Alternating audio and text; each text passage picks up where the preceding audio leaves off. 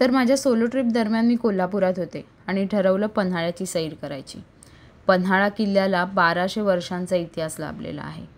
आपल्याला जितका तुटका मुटका इतिहास सांगितला जातो तो तितकाच नसून फार मोठा आहे आणि हे आपलं दुर्दैव आहे की ओव्हरऑलच आपला इतिहास आपल्याला फार कमी सांगितला जातो आणि आपणही तितके प्रयत्न करत नाही तो जाणून घेण्यासाठी। असो, तर मी पन्हाळ्यावर पोहोचले आणि इथलं स्थापत्य आणि इथल्या सगळ्या गोष्टी बघून खरंच खूप छान वाटत होतं। महाराजांचं अस्तित्व या गडावर काही दिवसांसाठी होतं ते सुद्धा तुम्हाला कुठेतरी जाणवतं आणि तो इतिहास देखील तुमच्या डोळ्यांसमोर येतो। मी फिरत होते। आधी मी गेले 3 दरवाजावर आणि तिथलं हे मंदिर आहे मातेचं, तिथे दर्शन घेतलं आणि पुढे सुरुवात केली पन्हाळा एक्सप्लोअर करायला। तर कोल्हापूर जिल्ह्यातील पन्हाळगड हा किल्ला डोंगरी किल्ल्यात येतो। संरक्षणाच्या दृष्टीने इतर किल्ल्यांच्या तुलनेने डोंगरी किल्ल्यांना अधिक महत्त्व होते। पूर्वी डोंगरी किल्ल्यांचे महत्त्व सांगताना कौटिल्य लिहितो, भुईकोट किल्ल्यापेक्षा पाणकोट किल्ला चांगला आणि पाणकोट किल्ल्यापेक्षा डोंगरी किल्ला चांगला आणि महाराष्ट्रात गिरिदुर्गांची संख्या फार मोठी होती व अजूनही आहे। तर पन्हाळगड हा कोल्हापूर शहराच्या वायव्येस 21 किलोमीटर अंतरावर आहे। हे ठिकाण आणि याची उंची 700 फूट असून पन्हाळगडाच्या पायथ्यापासून उंची जर मोजायची गेली तर 275 फूट आहे। या गडाचा घेर देखील 42 मैलांचा आहे आणि डोंगरी किल्ला अशा ठिकाणी बांधला जातो जिथे पाण्याची सोय होईल।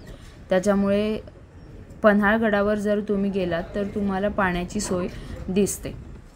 तर पन्हाळा फिरताना डोंगरी किल्ला किती भव्य असू शकतो आणि त्या काळी त्याचं महत्त्व का जास्त होतं हे तुम्हाला नक्की जाणवतं। इथे हा मोठा बुरुज तुम्हाला दिसत असेल आणि खाली संपूर्ण कोल्हापुरावर लक्ष ठेवता येतं, मे बी कोकणात सुद्धा लक्ष ठेवता येत असेल।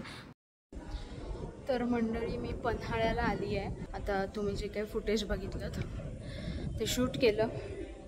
मला फार उन्हात चालता येत नाही आहे कारण प्रवास करताचे एकटा प्रवास करण्याचे लूप होल्स पण असतात आणि ते म्हणजे माझी चप्पल एक हरवली आहे आणि मला उन्हात फिरता येत नाही आहे जास्त, मी अनवाणी फिरते आहे।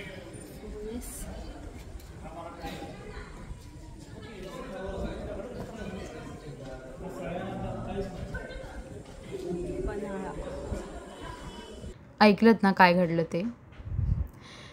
तर ट्रॅव्हल करणं खरंच सोपं नाही आहे आणि एकटं ट्रॅव्हल करत असाल तर बरेच चॅलेंजेस येतात। तर मी पन्हाळा फिरत होते, त्यानंतर मी अंदरबाव या ठिकाणी आले आणि ही एक 3 मजली विहीर आहे।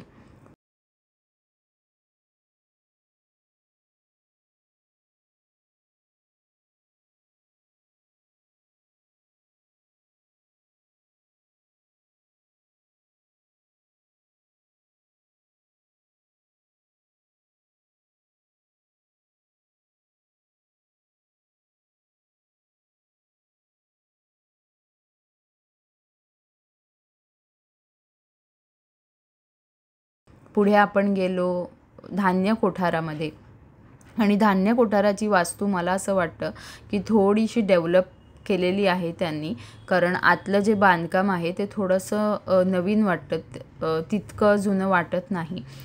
मी इथे तुम्हाला एक लेख आहे, म्हणजे जे आपल्याला साईन बोर्ड्स असतात तसं काइंड ऑफ, त्याच्यावर इन्फॉर्मेशन असते। ती होती। त्यानंतर मी आतमध्ये गेले आणि मला ते रिक्षावाले दादा होते ते सांगत होते की धान्य कोठारात वरून धान्य ओतलं जायचं। आता इथे तुम्हाला छोटे छोटे ब्लॉक्स वरती दिसतील, ते तितके छोटे नाही आहेत, ते व्हिडिओमध्ये तसे दिसत आहेत। तर त्याच्यातून धान्य जे आहे ते ओतलं जायचं आणि खालून हे जे दरवाजे आहेत तिथून अन्न काढलं जायचं। आपला इतिहास खरंच इंटरेस्टिंग आहे आणि खूप भव्य इतिहास आहे। हे सगळं ऐकताना, या सगळ्या स्टोरीज ऐकताना खरंच खूप छान वाटतं आणि आजकालच्या पिढीला, आपल्या पुढच्या पिढीला हे सगळं कळावं, ही माझी कळकळीची विनंती आहे सगळ्याच पॅरेंट्सना. जसं आपल्या पॅरेंट्सनी 90sची मुलं आपण म्हणतो, त्यांनी आपल्याला खरंच खूप छान घडवलं आणि याच्यापुढे आपणही आपल्या मुलांना आपलं कल्चर सांगताना कुठेही कमी पडू नये असं मला वाटतं.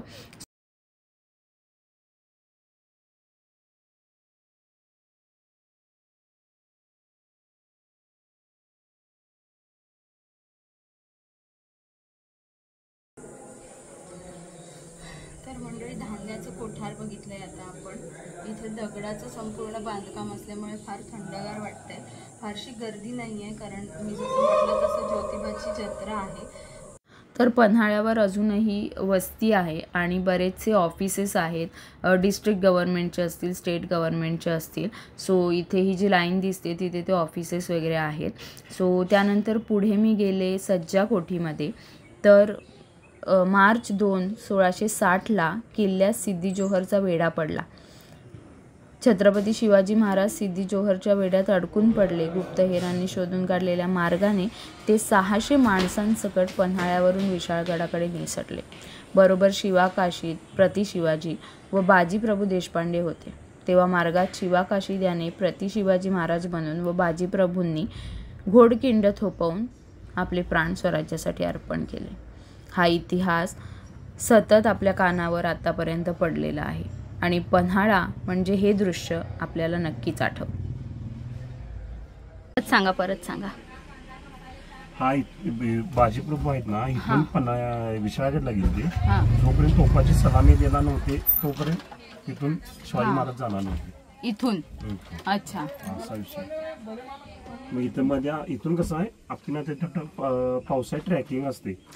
मग ट्रॅकिंगला किती 1500 काय 2000 रुपये भरून घेतात. ते 3 दिवसाची ट्रॅकिंग होते. अच्छा. पूर्वी एका दिवसात गेले बाजीप्रभू. पण खरंच हा इतिहास ऐकताना अंगावर अजूनही काटा येतो. तेव्हाची माणसं इतकी स्वराज्यासाठी डेडिकेटेड होती आणि इतकी ध्येयवेडी होती की त्यांना त्याच्यापुढे काहीच दिसत नव्हतं. आणि मला असं वाटतं की प्रत्येकाला आयुष्यात असं एक ध्येय असावं की त्याच्यासाठी आपण काहीही करायला तयार असू. आणि तेव्हा त्यांचं ध्येय होतं ते म्हणजे राजे. तर ट्रॅव्हल करताना तुम्हाला काही विचित्र अनुभव पण येतात. काही चांगले असतात, काही वाईट असतात आणि काही अनुभवांवर काय बोलायचं तेच समजत नाही. मी तुम्हाला म्हटलं ना, माझी एक चप्पल हरवलेली. संपूर्ण पन्हाळा मी अनवाणी फिरले आणि परत जाताना माझा जो शूज हरवलेला तो तसाच्या तसा मला परत सापडला. पुढे मी पोहोचले पंचगंगा घाटावर. 5 नद्यांचा संगम या ठिकाणी होतो आणि म्हणूनच याला पंचगंगा घाट असं म्हणतात. समोर हा शिवाजी पूल आहे. तिथून खाली आलात की तुम्हाला पंचगंगा घाट दिसतो. आणि इथे बरेचसे भाविक होते, बरीच गर्दी होती, कारण अगेन ज्योतिबाची जत्रा होती आणि इथूनच ज्योतिबासाठीच्या बसेस निघतात आणि रिटर्नसुद्धा येतात. सो इथे बरेच भाविक स्नान करत होते. बरीच मंदिरं आहेत तिथे दर्शन घेत होते आणि असं सगळा माहोल होता. आणि त्यानंतर पुढे मी निघाले शाहू पॅलेस बघण्यासाठी. मी याआधीसुद्धा विजिट केलेलं आहे, पण म्हटलं जस्ट एक शूट घ्यावं म्हणून. पण आतमध्ये अलाउड शूट नाहीच आहे. खाली एक म्युझियम त्यांनी ओपन केलेलं आहे आणि वरती अजूनही आत्ताचे छत्रपती संभाजीराजे आणि त्यांची फॅमिली राहते. सो इथे बघा पन्हाळ्याचा एक प्रतिकृती त्यांनी तयार केलेली आहे. आणि अशी माझी ट्रिप अत्यंत सुंदर झाली. अशाच वेगवेगळ्या ट्रॅव्हल व्हिडिओजमध्ये आपण भेटत राहू. तोपर्यंत स्टे ट्यून, काळजी घ्या, बाय बाय.